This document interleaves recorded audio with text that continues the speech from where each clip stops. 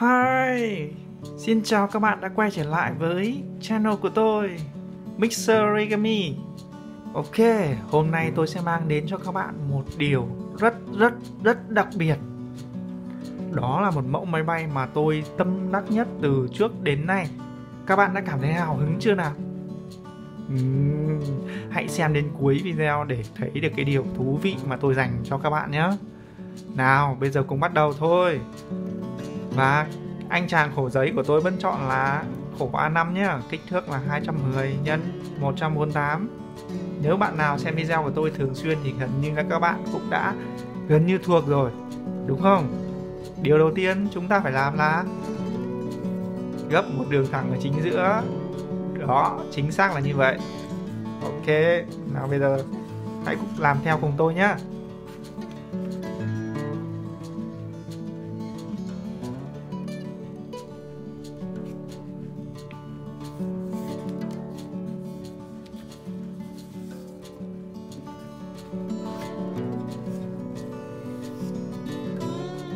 Ok.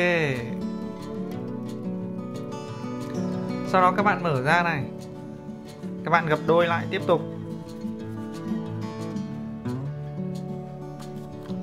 Các bạn dùng ngón trỏ và ngón cái nhé. Đó. Các bạn mở ra. Tiếp theo các bạn gấp cái phần trên này vào cạnh giữa vừa gấp cho mình nhé.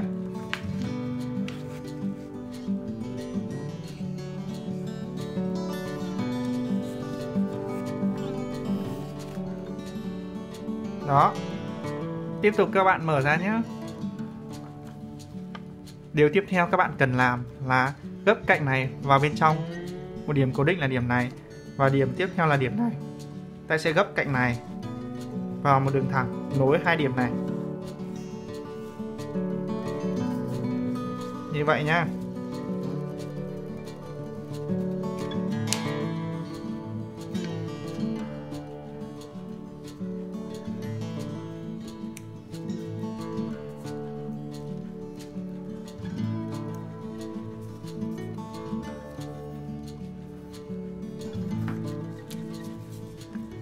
Như vậy. Đường thẳng cạnh bên, một điểm là điểm cuối cùng của phần G ở giữa, một điểm là điểm giao nhau ở đây. Cạnh này các bạn làm tương tự nhé.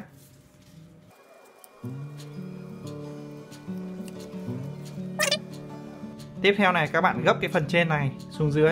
Các bạn hãy gấp theo đường thẳng M này. Nó sẽ nằm trùng lên trên đường thẳng M này.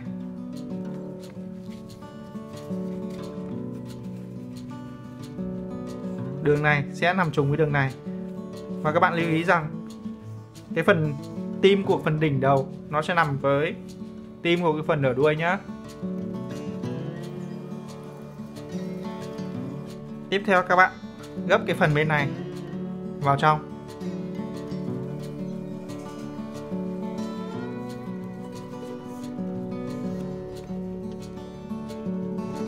Làm tương tự với cạnh còn lại.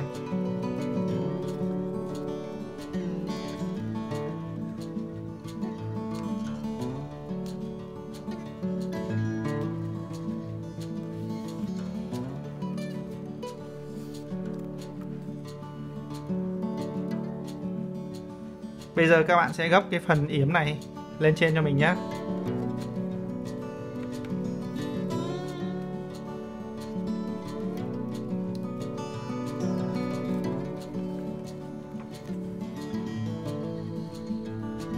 Tiếp theo chúng ta gập đôi chiếc máy bay lại.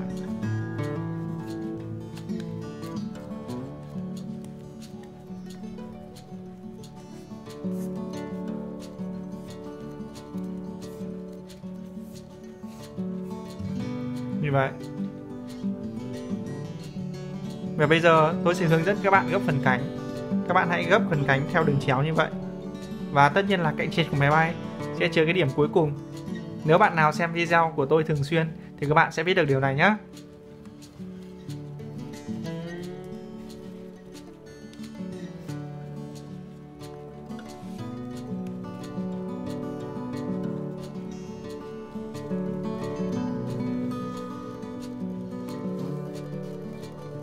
Đó, cạnh trên máy bay sẽ chứa điểm cuối cùng. Tiếp theo các bạn làm tương tự với cạnh còn lại. Các bạn hãy gấp xuống. Lưu ý rằng các bạn chỉ cần cánh máy bay trùng khít với cánh máy bay dưới là được.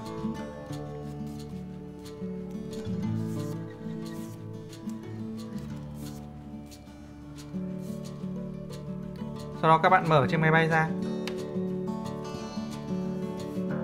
Nếu như các bạn gấp mà giấy nó bị nhăn hoặc phồng thì các bạn hãy đặt xuống dưới và dùng ngón tay trỏ miết cho thật đều,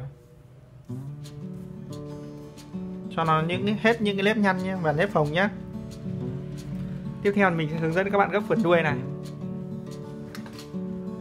Lại sử dụng tấm chắn huyền thoại này, đặt nó vào giữa và dùng ngón tay trỏ miết.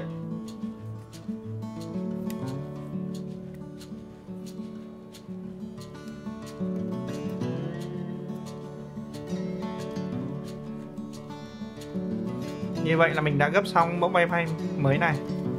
Ở phần đuôi các bạn sẽ thấy một đường gãy như vậy. Ok các bạn. Các bạn hãy tin tôi đi, đây là mẫu máy bay mà tôi rất tâm đắc. Nó thực sự là một điều thú vị dành cho các bạn. Hãy gấp thử và bay thử nó nhé. Và một tip nhỏ là đừng quên nhấn đăng ký kênh của tôi, nhấn nút chuông và nhấn chia sẻ cho mọi người cùng xem. Và tất nhiên là hẹn gặp lại các bạn trong những video lần sau. Xin chào!